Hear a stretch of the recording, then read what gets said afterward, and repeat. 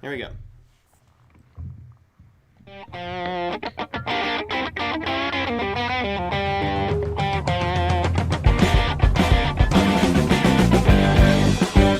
Hello, everybody. Welcome to the TraderMerlin Show. It is your Thursday edition. A great trading day out there. Lots of moves back and forth. We'll talk about some of those market moves as we progress through today's show. For those of you who were with me yesterday, you do remember I have this gentleman named Mr. John O'Donnell, who he actually signed me up for my first class at Online Trading Academy many moons ago. So I'll talk about that. It's making me feel really old. I was taller and had hair. Now it's just gray. I got bad vision. But John signed me up for my first class with Power Trading Radio for a long time co-worker at Online Trading Academy. Now he's on the East Coast, and today I figured let's talk about the big picture with John O'Donnell. John, how you doing? I'm great, Merlin. How are you? By the way, that class I sold you at Online Trading Academy was the best investment you ever made in your life. Yeah, I have to say, without even thinking about it, it was. It's funny because I could look at my college education and say, well, that was such a good experience. Yeah, it was a good experience, but honestly, the amount of money paid for college versus my OTA class was light years difference, and what I've been able to do because of that, yeah. So thanks, John. Thanks for taking my credit card. I enjoyed it. What's new with you, man? How you been? I've been good. I moved to the Charlotte area, and which was I got family out here, and I'm happy. I'm close to family. It's been there's no question it's been a cultural change. I was in the Irvine area for over 42 years, but life is about adaptation, and that's fine. Yeah. And I enjoy being close to my family. My wife's a lot more engaged with our daughter and her grandkids, and life is good. Good to hear it. It's always nice to see you doing well. Talking about adaptation and kind of going with the punches, I guess our markets are in that kind of scenario right now. We had Jerome Powell speak yesterday, which comes as no real surprise, the way he positioned himself about inflation, about the economy. Talk to me about your thoughts on inflation, what it might be doing going forward, because I have a couple questions from viewers specifically on inflation about you, or for you. Well, I know there's this meme going around by a certain element of the society that we're going to have hyperinflation because the Fed's blown up their balance sheet and they're monetizing debt like a drunken sailor spending on leave, and I don't think we're gonna have anything that resembles a hyperinflation event. We've been monetizing debt since the 2009 era at an accelerated pace. They're still doing 120 billion a month of monetization of debt. They're still buying, I believe it's around 35 to 40 billion dollars a month in mortgage-backed securities. I don't know why in the world they're doing that with interest rates being as low as they are. Well, and wouldn't you think that buying it's funny, it's $40 billion, what you said yesterday, and we talked about this in the show. Wouldn't you think that they would be buying mortgage-backed securities when the markets were in bad shape and the housing market was in turmoil? I mean, right now you have a robust, extremely strong housing market. It's like, is this buying at the all-time high? We're told not to do that. Well, it's kind of ridiculous, isn't it? And it's a bit of overkill, and that's really impacted the prices and availability of home ownership. One of the nice things, by the way, along those lines of moving from Southern California to the Charlotte area, I've been able to reduce my net housing costs, all-in housing costs, including maintenance and utilities, etc. Over 50%. Wow. And I got a better home. I mean, I got a better net living experience at a 50%. That's like a pay hike, If you really think about that, if you just earn what you used to earn, or even if you had to take a hit to income, if you could reduce your out-of-pocket expenses and raise your net quality of living, you can live in a much more affordable locations. And I think there's a lot of people voting with their feet. There's this tremendous, some would say, bubble going on around Charlotte. There are people just absolutely, when I went in to buy my home, I had to offer a premium to market. or I would have never got it. And I offered a substantial premium. There are people coming in not even getting a mortgage. So I don't know why the Fed's spending all this time buying mortgage debt.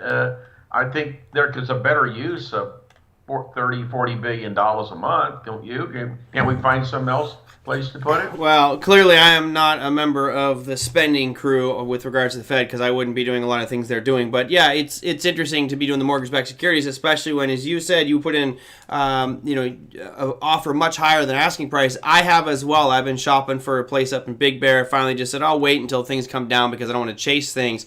But I think it's pretty much everywhere where we're seeing this housing market so overheated. You still have low interest rates, so that frenzy to get a mortgage and buy a piece of property is driving everything up, which goes to that inflationary aspect, right? We're seeing housing prices 13% year-over-year growth in housing, which is definitely well above normal. I know we have realtors in the audience.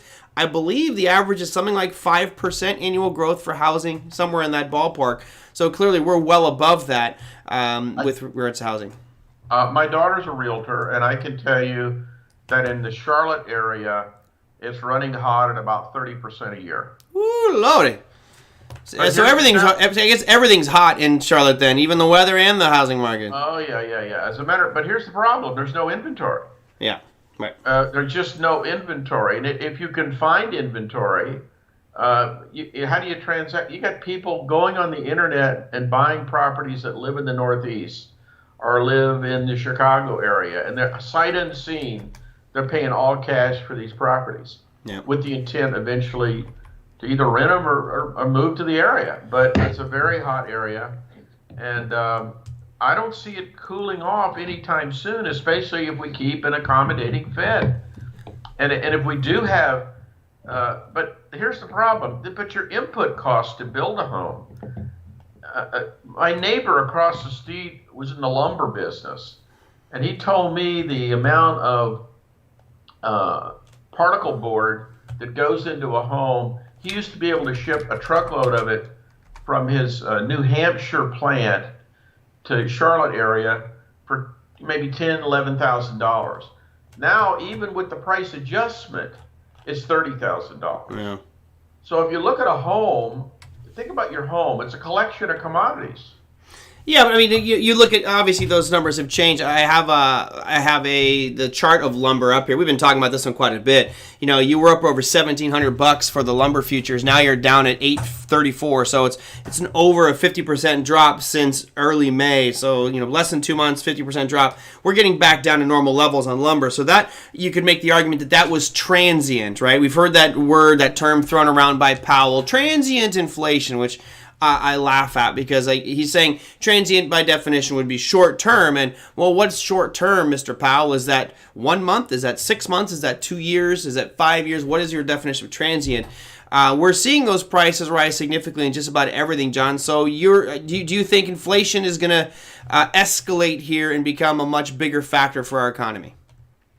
Well, I would say this almost in every economic cycle.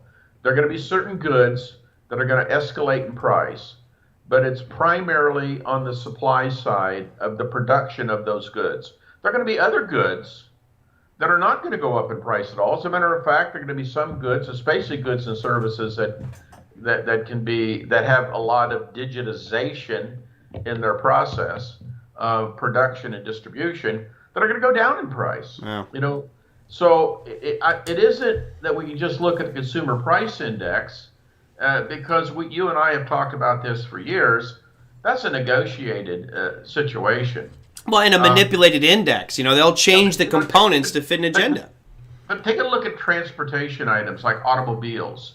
There's been a tremendous runaway in price and availability for used cars. The used car index has gone through the roof. Why? You can't get new cars.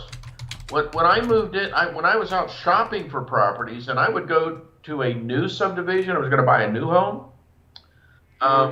What happened was they told me that, we can't put your refrigerator in because we've got no computer chips. And, I want an old-fashioned refrigerator. I need no chips. Just give me a couple motors and some AC in there. What do you need a chip for? There's in there that refrigerator is an operating system, so something's got to run it. But at the end of the day, it's so some sectors are going to experience the impact of price. But let's talk about prices and inflation. I've always stood by the Austrian definition of inflation, taught to me by Congressman Larry McDonald many years ago, which is higher prices to inflation is like saying wet streets cause rain. Higher prices of goods and services are the end result of the inflation process. And the inflation process is too much money or cheap liberal available credit chasing a relatively fixed amount of goods and services. That's what inflation is. It's not the symptom of inflation is a higher price. Right. But as you saw with lumber, as we're now seeing in price corrections with copper, the cure for a high price from an Austrian perspective, the cure for an out of touch excessive price is a high price. Yeah. High prices, we learned, aren't sustainable necessarily. And certainly Bitcoin has learned that. So Sure. Where's the inflation? We've seen it in housing. We're seeing it now in energy. Okay. We're seeing it in, by the way, my water bill really went up compared to, you got cheap water in California compared to out here. I don't know what the problem is. You see it in transportation. Okay. So, it's certain elements are transitory. Some aren't. Some will be permanent. Well, I'll run through a few here. John was just mentioning, and I was trying to get things up and running for you. Since I don't have TJ here to do the graphics, I'm doing them. Here's copper. We've actually I can't see your charts. Yeah, you won't be able to see my charts. You just use that theater of the mind, John. You're a master of that. Right. So the viewers at the end users get to see that. If you're watching the YouTube stream, it'll pop up. There you go. You should have it now, John. Are you watching the stream or no? Okay. So copper, guys, we've seen a pretty sharp drop in the last 3 trading sessions. Was it 487? Now you're down at 417. So a sharp drop, although, look at that demand zone right around 4 on copper. We obviously been talking about lumber, which has been brutal for the upside and the downside moves here. And I did bring up this index that John was just talking about, which I think is kind of interesting. That is the Consumer Price Index, so CPI, for used cars and trucks. And look at since COVID hit, that's an unbelievable spike in this. And I'll go all the way back into, I'll go all the way back into 1950s. In the early 50s, this index was down around 20. But let's make it more relative so we all understand. You go to the used car index, even at its peak, between 2010 and 2020, the highest print that you saw in that index was 152. Now, I'll zoom in a little bit here so you can see what happened. When COVID hit, we bottomed out at 135, and that's in February. Right now, we were at 178.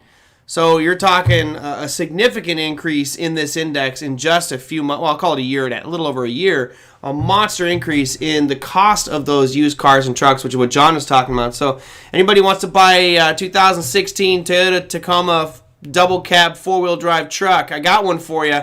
But you're paying a premium, baby. Yeah. You want a house in the Charlotte area, you're paying a premium. And at what point do you think this stops, John? Because we all know that consumption is the driver of the U.S. economy. The retail sales number that just came out was pretty ugly for the U.S., but it's not meaning it's the end. It was just a fairly ugly, missing expectations type of number. We're seeing consumer income decline because of the payments from the government have stopped with regards to relief for COVID, and also we're seeing a backpedaling on unemployment benefits to hopefully get some of these slackers that don't want to get jobs back to work when they realize they can't live off of just the unemployment alone. So income dropping, retail sales are slowing down, prices are increasing across the board. In my mind, at some point, something has to give here. Because as you said, a cure for high prices is higher prices. And if things are, in fact, shooting up, I was talking about on the show yesterday, the cost of an In-N-Out double number one meal has gone up like over $2.50 for the meal. It was under $7. Now it's teetering on 10. These huge increases in prices. At what point does the consumer say, I'm not buying that number one combo meal, and prices are going to drop? We know the answer is In-N-Out's not going to drop their prices, but some point something has to give. Well, on certain goods and services, I would say that's true. By the way, to your premise, the main driver of the economy from the Austrian perspective is not necessarily consumption, it's production. We need to produce more goods and services. Part of the problem we have right now is producing chips, producing enough copper fast enough, to producing enough lumber to meet the demand.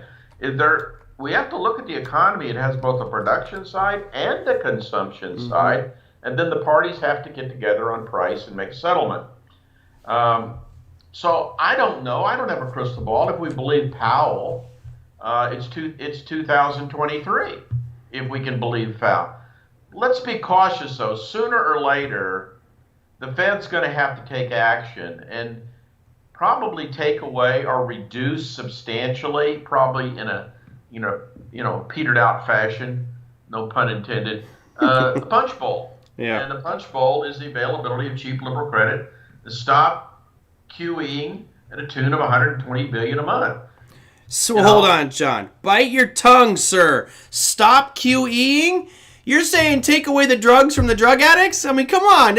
We, as Americans, whether you like it or not, you're hooked on QE. I mean, if we take QE away and all this spending, the almost double digits of trillions that have been pumped in since COVID started, we would not be anywhere near where this market is at. I mean, we'd all be grumbling about other things and how horrible the market is. So you take that away, people are going to be pissed. Well, they might be pissed, and we'll probably have a substantial market correction. But you tell me, Merlin, I've been listening to your show, and I agree with you that we're overdue for a correction. But hell, we've been overdue for a long time. Yeah, we have. These markets can stay irrational longer than you and I can stay solvent in our position. So I would be very cautious. For instance, I'm a little nervous.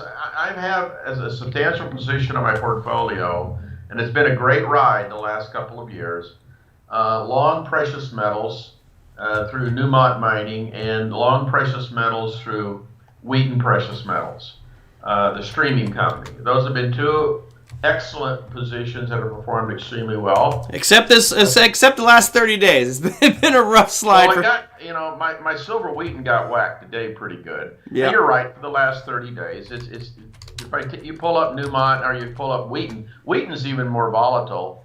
It's WPM, right? Yeah, WPM, which is a fantastic company, but they're gonna fluctuate subject to the price of precious metals and gold because they're a royalty company. They don't operate any mines. They have 24 contracts with existing producers of precious metal mines, and they are paid a royalty. They're all in cost for silver. Even today, is at $4 an ounce. Love it. I've got Wheaton up there, but I'm bringing up Newmont because Newmont is really it got punched in the gut today, down almost 7%. Do you think that this has to do with expectation? And what I mean by expectation is we have a market right now which is almost everybody out there is talking about the inflation trade. You had Paul Tudor Jones go on major TV network saying if the Fed downplays inflation at all, he says, I'm going all in on the inflation trade, which basically means I'm going towards precious metals because that's the historical move. It almost feels like that was him calling the top of precious metals, because my assumption would be that somebody as astute as Paul Tudor Jones and others are already in precious metals. And you look at the price charts here, guys. Here's Newmont. You can see that for the past month, it has been drifting down. It was at 75. It's at 63 today. But if you go back to when this pandemic started, it reached a low down below 35. So it's had a good run. That's Newmont. We'll look at, let's go Wheaton, WPM. There's your Wheaton. Not as good of a picture as you saw with Newmont, but you look at something like GLD, precious metals, at least the last couple of days, have had a pretty big drubbing. And to me, it's almost like the buy the rumor, sell the news. Now that all the big wigs are saying, let's do the inflation trade, now it's a little bit too late.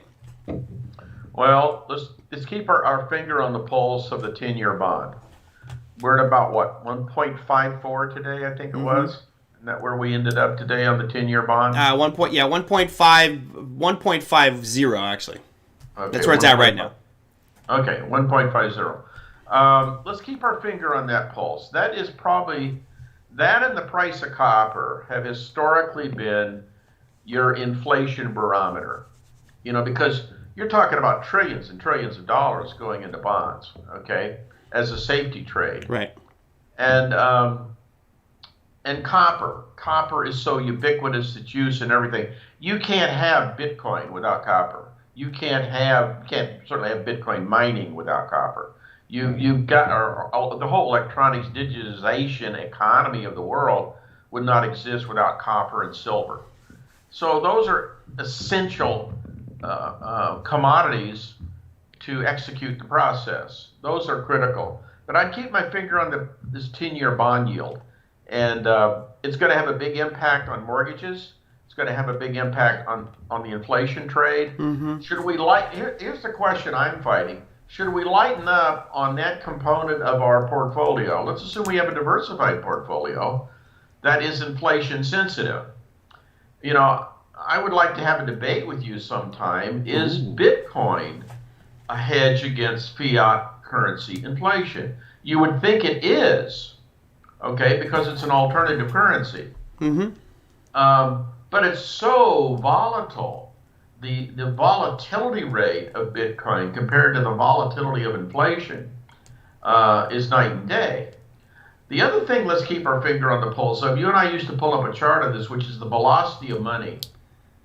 If you do a Google search, you'll find a chart of the velocity of money. The velocity of money has been declining like a rock over the last couple of years, even with all this quantitative easing and a monetization of debt by multiple central banks. It isn't just our country that's doing it. My God, Japan's been doing quantitative easing for a decade. Yeah. Okay, and their economy has kept going. We'll talk about velocity of money for a sec. I've got the chart up here, which we can see.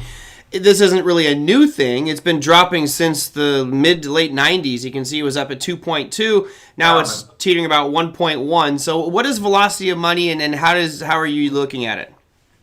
The velocity of money is basically how, when you get $1 into your bank account, whether it's wages, whether it's a yield of a capital gain, maybe you sell a home and you have some discretionary income left over, what do you do with that money? Does that money go back into the economy? Do you buy goods and services?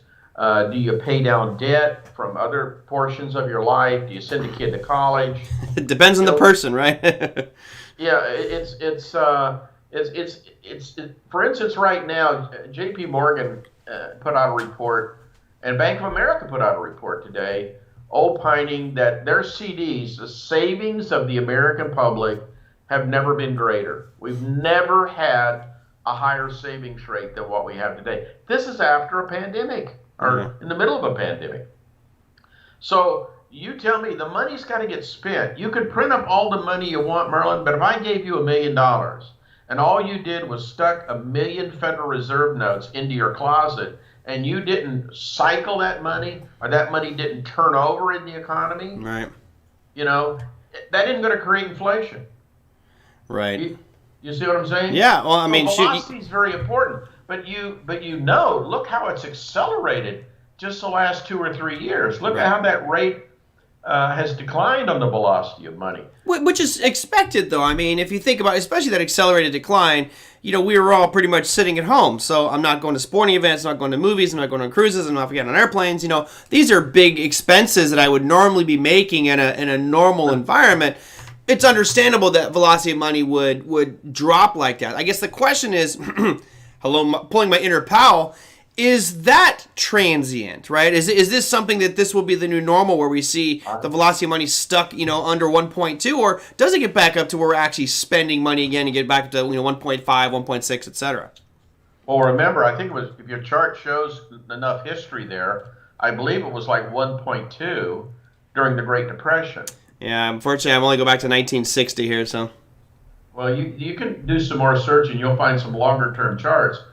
This is even back to the 60s. I mean, you're talking about a long period of time. If the trend is down, the trend in the velocity of money has been going down for decades, and we might as well accept it. Now, is it going to go back to the all-time peaks and highs? We don't know, because it's based on human behavior.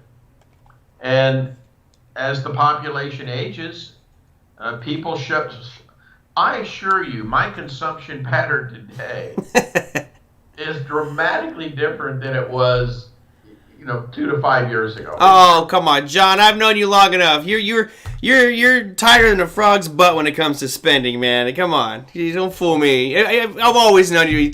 I wanted, for those that don't remember Power Trading Radio, I made a wager with John O'Donnell, and he said, I'm taking you out to a nice seafood dinner. You know what? He came into the studio with a McDonald's fish sandwich. That's really classy dining for O'Donnell. So don't talk to me about your current trends and spending habits have changed. I know better. My father taught me well in Missouri. He said, son, just remember it don't take brains to spend money.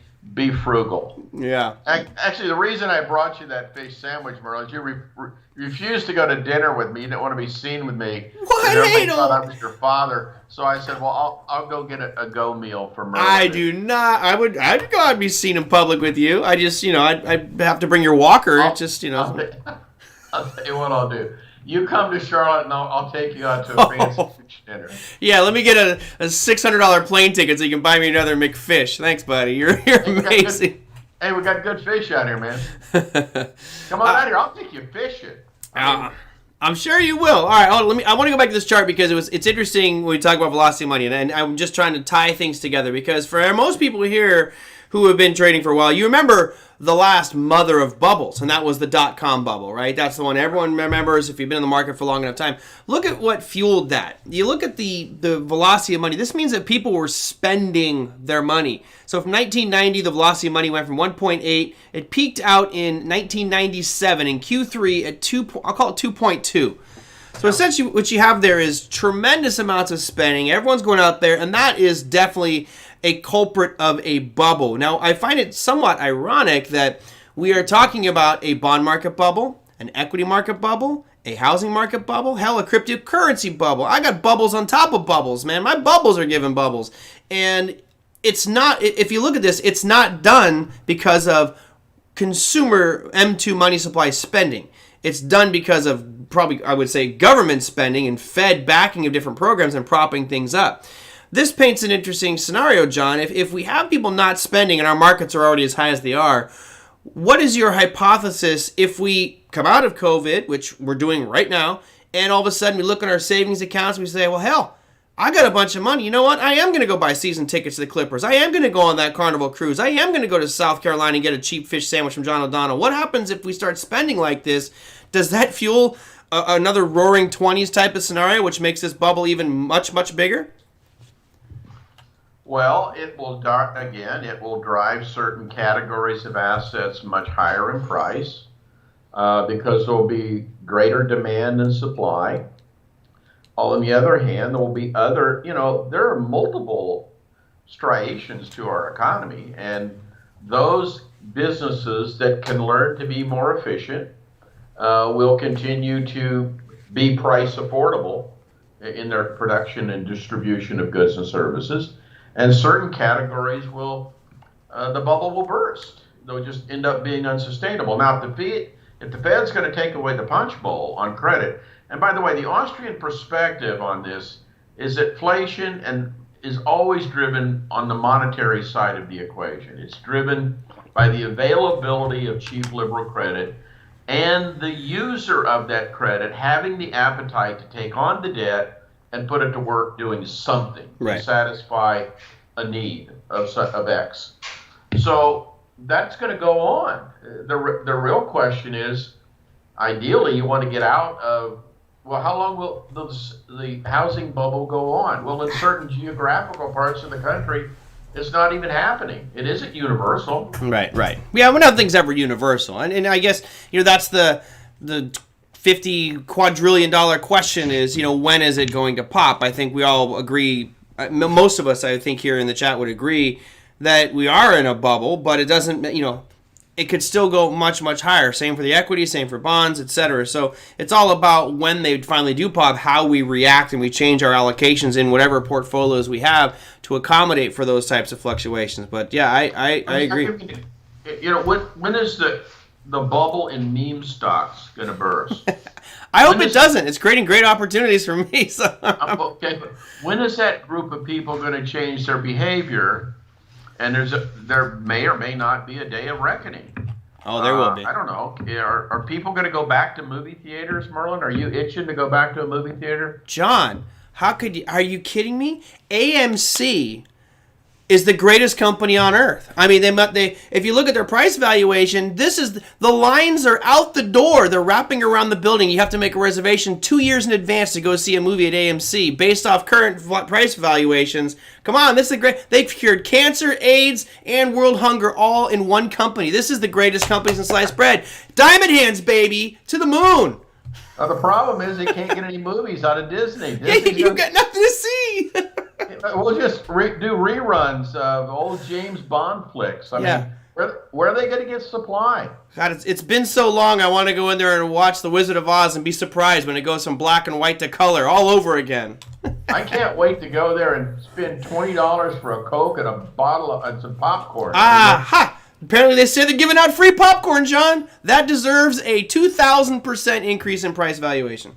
I just got to go buy their stock at 500 times book value. That's all. My goodness! All right, we can go. I'll give them this though, because of the meme participants, as far as AMC is concerned, they might keep the company in business because the CEO went out and floated more shares. Yep. At average price of $56 a share. So they may be able to stay in business. I mean, they may be the last standing movie theater chain as we know it. Look, hey, if I have to put them side by side, I would definitely take AMC over GameStop. You know, we've talked about this in the show many times. I don't think movie theaters are dead. I just don't see them being the greatest thing on earth with monstrous valuations when there isn't any movies to see. B, people still aren't really flocking to go to movie theaters, no matter which party you align yourselves with. Let me go to a question, John. This is from Pepe, who's probably here today. He says, high inflation like the one we are seeing now is good for national debt, ? I remember in 2018 that John O.D. said on your OTA show that hyperinflation is the only way to pay our national debt. What's your thoughts on that one? Well, my first thought is we're not going to have hyperinflation. It isn't going to get that extreme. Hyperinflation is defined as about 25% a month inflation. We're not going there, Merlin. Yeah. But it is an efficient way to destroy debt. But it's also a way to destroy producers as well. Many businesses can't handle hyperinflation. We're starting to get semblance of people thinking we're having some hyperinflation in wages. Although $15 an hour doesn't sound like hyperinflation, for certain industries, they have to pass that through to the end consumer of their products, and they're having a difficult time doing that. We're not going to have hyperinflation. But during the Weimar Republic, 1921 in Germany, I'm reminded of a story of a lady who put 1,000 Deutschmarks into a bank account. And in essence, she was a creditor. She got a CD, let's say, for 1,000 Deutschmarks. By the time their hyperinflation was finished, she went to cash in her CD. What she got in return with those 1,000 was about 2 cents equivalent of purchasing power. So 98% was wiped out in purchasing power parity relative to that central bank hyperinflation. That's exactly what hyperinflation will do. It will dilute the debt. On the other side of the equation, it'll help you get your mortgage down, but your home's going to double or triple in price. But when you sell your home for double or triple in price, what are you going to move into? Right. So you have to replace the asset with something. Yep. So I got in the gold business at $42 an ounce. If I had borrowed, say, $20 an ounce and put up $20 an ounce of equity, and I sold the gold at $1,000 an ounce, I had a wonderful capital gain. But if I had to replace those ounces, I have to go out and replace them. I mean, the debt would be extinguished because of the inflation during that 20-year period of time. But then people forget, we had a 20-year bear market in gold. Okay? From 1980 into 2000, look at the chart. We had a horrendous bear market in gold and silver. Okay? So bear markets come along. We're in a commodity cycle that may be peaking. And that's where we may be right now, because you're starting to see weakness in copper, platinum, gold, silver. Right. And we may be peaking. There is an index, an ETF out there run by Deutsche Bank. I don't remember the symbol, but it's like It's a DBC, I think. Deutsche Commodity Fund, I believe, something like that. And it's a ETF that has a broad mix of diversified commodities, and it's rolled over. It's absolutely rolled over, and very well may be starting a bear market if we're in the cycle where commodities are great when prices are going up. Everybody's wildly bullish.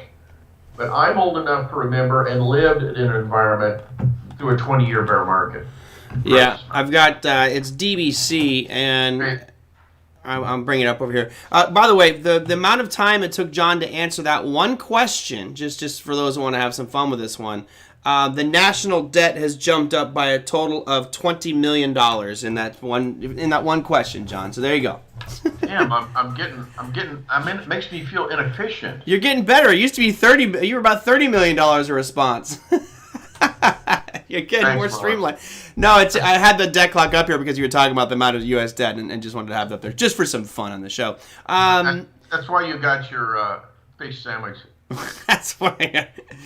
So what are your thoughts on gold? I'm going to bring up the daily chart of gold. I don't know if you have a chart in front of you, but we've seen today, I guess the comment that came in from Daniel a second ago, he says, so much for gold being a hedge against inflation. You know, that is the quintessential hedge against inflation. It's the one that everybody's looking at for the inflation trade. And, you know, today we're down 5%. In full disclosure, I did buy some gold today. We talked about it in yesterday's show. I did buy some gold today, so I just want to throw that out there. But what's your take on gold?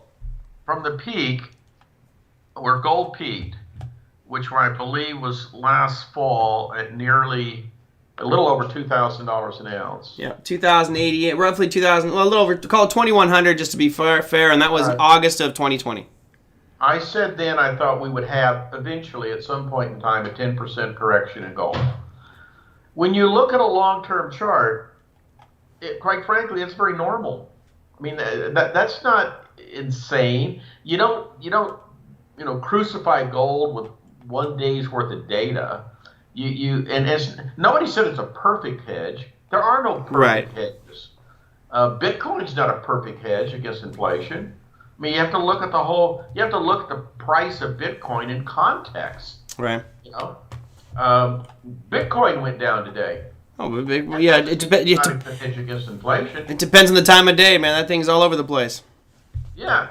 And it depends. You have to look at it in context, relative to what else.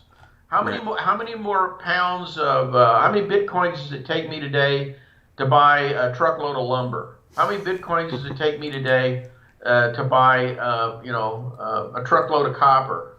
Or you know what I'm saying? Yep. No, I got you. I mean, it's you have to look at it in context, relative to what? Relative to the Zimbabwe Bolivar. I assure you, gold did not go down in Zimbabwe bolivars today. Well, for me, I am looking at it as still, for Daniel's comment, I do see it as still one of those inflation hedges. And it's not, I think that historically it was the primary one. Now I think there's a wide variety of different things you could be looking at as a potential hedge. So I would agree. Yeah. I would agree. When I came up, it was the ultimate hedge, about the only hedge. And remember, until 1971, Merlin, it wasn't legal for you and I, until 1976, we couldn't own gold. Gerald Ford is who put us back on the gold standard, or to some extent. Nixon took us off in August of 71. So in context, look what's happened to the price of gold since that period of time. By the way, during that period of time when gold was new and anybody could come in and bid and offer and go long or go short gold, gold was very volatile in price. In some ways, it had Bitcoin-like volatility, but not that extreme, of course. But gold has quite a history of purchasing power parity over time. Well, what I think gold is the ultimate hedge against loss of confidence in the fiat currency system across the world. Yeah. And what could cause that? Hyperinflation. Yeah, and I think that you had talked about Bitcoin, and I think that's stealing some of the thunder of gold. Obviously gold has its place, and I don't think it'll ever be replaced. But I think it's stealing some of the thunder as the hedge against fiat currencies around the world, the lack of trust for governments and central banks. So, I'd love to get your take on what happened with El Salvador. Obviously, the president of El Salvador making legal tender for Bitcoin. It's El Salvador. I mean, come on. No offense to El Salvadorians. I know I've got a few that watch the program. It's not anything against people. It's just it's a very small country. It has a lot of problems. When you see somebody like maybe a Brazil come on board or a European Union company or country come on board, it may be much more of a bold statement, but I think it's a start, John. It's a wonderful start. And Hayek talked about this, is that there should be choice, that no government, Hayek in the 1940s wrote a book on this concept, that no government should have a monopoly on the currency. There should be choice. Consumers should have choice. Buyers and sellers should have the opportunity to make settlement in whatever they're comfortable making settlement in. In prisons, cigarettes act as currency. Top ramen, noodle soups. Ramen, postage stamps, writing paper. Anything can act as a currency if a buyer and seller are willing to do exchange. Voluntary exchange is the foundation of civilization. We don't need government intervention. Now, El Salvador, if I understand it, is not going to do away with fiat currency. They're still going to have a treasury. Yeah, but their fiat currency is the U.S. dollar. Okay, and they're not going to do away with that. No. They're not going down that road. So I applaud the leadership of that country for giving their citizens choice. There's a company called M-Pesa, which is a telephone company in Africa whose currency is used, whose minutes on the telephone service is used as a currency. When you go into a coffee shop in several countries in Africa, and you buy a cup of coffee, you can pay in the coin of the realm, or you can pay with your phone. Minutes from your account on your phone will be transferred to the coffee shop's account, and they have a menu board posted on prices that they update every day on how many minutes they're willing to accept for a cup of coffee. And that's free market capitalism in the medium of exchange. People forget there are three roles of a currency: to be a medium of exchange, a store of value, and a unit of account. Don't forget the unit of account discipline of currency. Yeah, no, definitely. All right, I got a couple questions and we'll wrap things up. Alan G says, just tuned in. We're talking about long-term debt cycles and how we might see deleveraging happen in the next decade. So how do you see the deleveraging happening going forward? Any thoughts? Well, that's a premise that it will. True. There's either two ways to absolve debt. You can go through bankruptcy and go through insolvency, and a court will purge the debt off your balance sheet, and it'll purge the debt, which is being carried as an asset on the lender's balance sheet. Both the debit and credit will get purged through a court of law. That's called default. The other way is to inflate it into worthlessness of purchasing power, like the Weimar Republic example. I don't know. I mean, who's to say that it does get deflated? Do you think the U.S. government's ever going to go through bankruptcy? Yeah, I don't think so. I don't think so. I think the probability that's pretty low. However, various Central American countries have had their debts purged. By the way, our debt, we used to have debts that were backed or convertible into gold at a certain ratio. That clause got purged out. Multiple countries issued debt that were backed with gold, and that got purged out. So it might be through some court mechanism. When you go into foreclosure, when you come insolvent on your home, how do they purge that debt? They take delivery of the home. You may or may not have a down payment to protect the lender. But if the home ultimately gets sold below the amount of debt that the creditor is holding, they take a hit to capital. Okay? How many municipalities have filed bankruptcy where their debt has been purged out of the system through default? Are you going to go in and Are you going to foreclose on the sewer system of Mobile, Alabama? Not me. Not me. Not today. So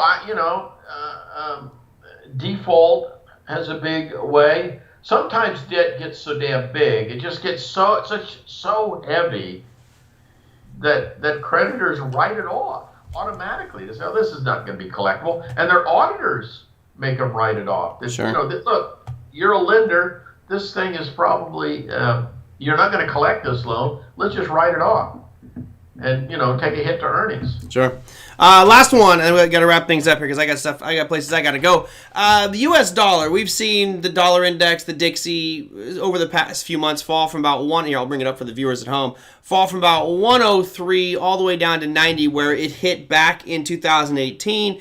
We've got some levels drawn here, kind of between 88 and 90 is kind of the sweet spot for it to bounce off of where it bounced today. What's your take on the dollar going forward, especially with all this printing of money?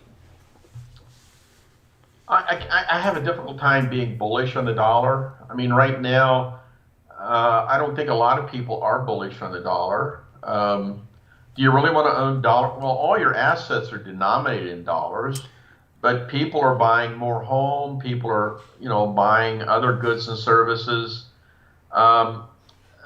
That's voting with your dollar to escape. Sure. I don't know. I mean, the dollar going to find some, 88 cents, I don't know, 85 cents, maybe somewhere ultimately in that area.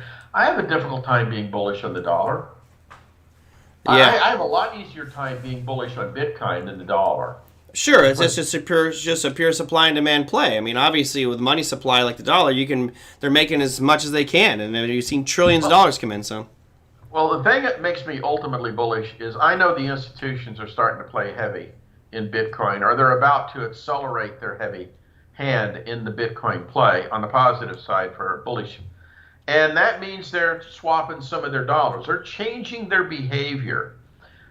Institutions own all the dollar-denominated assets they'll ever want.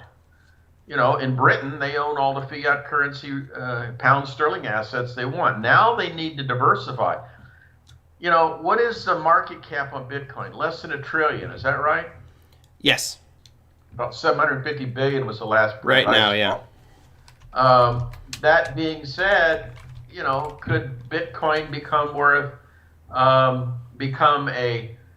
if it became a $6 trillion market cap, that would make it about 50% of the market cap of gold. Because there's about $12.5 to $13 trillion of gold outstanding. That doesn't include all the gold reserves of the mining companies, proven recoverable reserves of gold. But that's where we are. But the gold supply only goes up. The physical gold supply only goes up annually for about 2% a year. Yeah. Yeah, well, good news is Bitcoin doesn't go up like that. No supply issues there. All right, John, we could go on for hours and hours and hours, but I got other things I got to go do. So thank you for coming on today. Where can our viewers find you? I know you used to be doing a bunch of teaching. I know you're not doing much teaching going on right now. Who knows, maybe we can get you to do some programs for us teaching. But where can our viewers find you? My Twitter feed is Rainmaker OTA. My Facebook, I'm just listed as John O'Donnell in Facebook. And, they can find me there. Cool. All right, man. Well, hey, thank you for coming. Give us some insights into the dollar, inflation, interest rates, all those goodies. Glad to see you and the family out there doing well. Enjoy your heat and giant insects. I will be out here in sunny California paying way too much money to live here, but I enjoy it. I found a cockroach out here the other day, Merlin. He was as big as your thumb, and he had a saddle on him. Did you name him? He's now Steve? No, I named him Merlin. Oh, great. Hopefully you didn't step on him. All right, Jeff. You set yourself up for that one. I totally come out here, I want to buy you a feast dinner. I really feel guilty. I'm sure it's written. I can see you just oozing guilt right Come on, now. you always take a trip once a year and go somewhere. Come on out to Charlotte and enjoy. I'll take you out. We will go fishing, Merlin. All right. I'll try to add to my schedule as soon as I get that vaccine. All right. By the way, you better tow your boat out here if we're going fishing. Okay, perfect. That should make the sandwich very, very affordable. All right, John, thanks so much, man. Have a good one, and take care. I'll see you soon. Same to you. All right, bye. Guys, that was John O'Donnell. I call him the Ambassador of Opportunity. It's funny that I the nickname, the Ambassador of Opportunity, because years ago we were on Power Trading Radio and we were asking about something, and he had a fairly negative view on something just because the data was lining up to show kind of a negative picture. And we had a couple viewers like, God, this guy is just appallingly negative and the sky is falling. It's like, no, because John is bullish on some things at times as well. It's about opportunity. So I gave him the nickname the Ambassador of Opportunity. I love it. I think it's stuck. And he's always got some interesting insights into our overall markets and how things are going, where they're headed. So hopefully you guys enjoyed that. You can find him on Twitter. It's Rainmaker OTA is his Twitter handle, and just John O'Donnell on Facebook. He is always posting stuff and market commentary, articles, links, so he's got some great resources for you.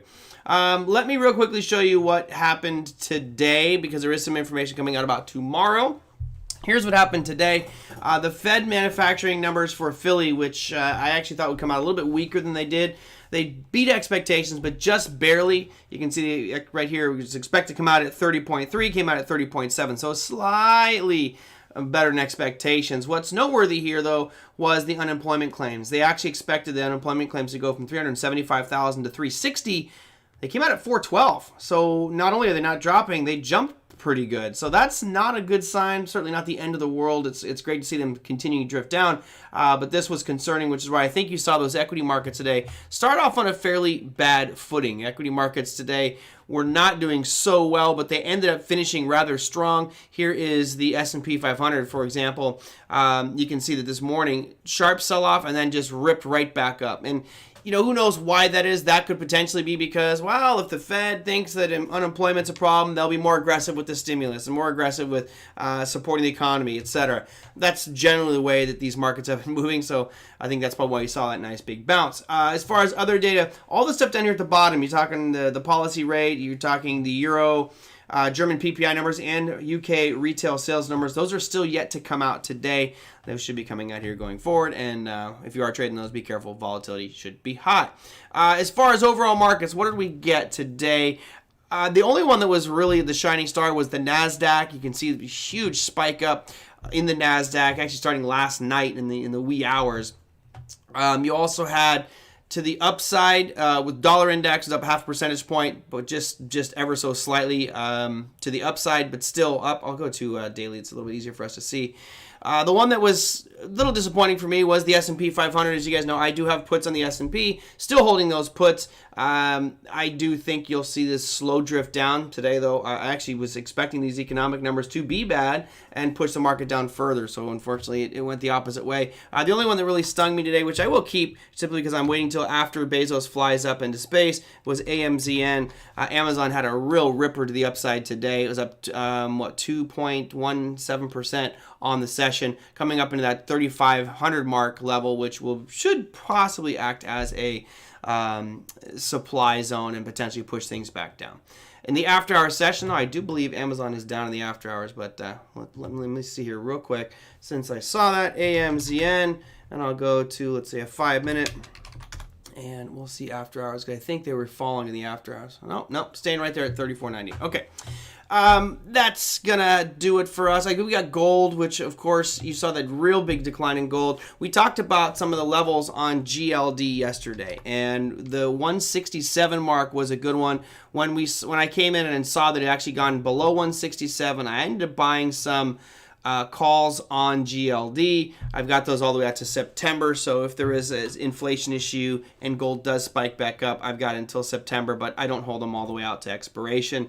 But a big drop in gold today, so I think really catching a lot of people off guard with regards to the inflation trade, which everyone has got on the tip of their tongue. But you notice it's coming right down into some levels, that 163 mark, which we talked about as being a good bounce point, closing that gap.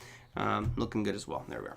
All right, that's going to do it for me for today, everybody. Hope you enjoyed John O'Donnell. It's been a long time since I've had him on the program. Always fun to get him on and talk about macroeconomics, get his view, because he always kind of dovetails it into Austrian economics, which I like to sprinkle that stuff in there. It's nice to see different perspectives, and always makes me wonder what this world would be like if we operated on a different economic system versus the Keynesian one we have in place now. All right, tomorrow is a weekend edition show, so I will most likely have a nice old frosty glass of whiskey.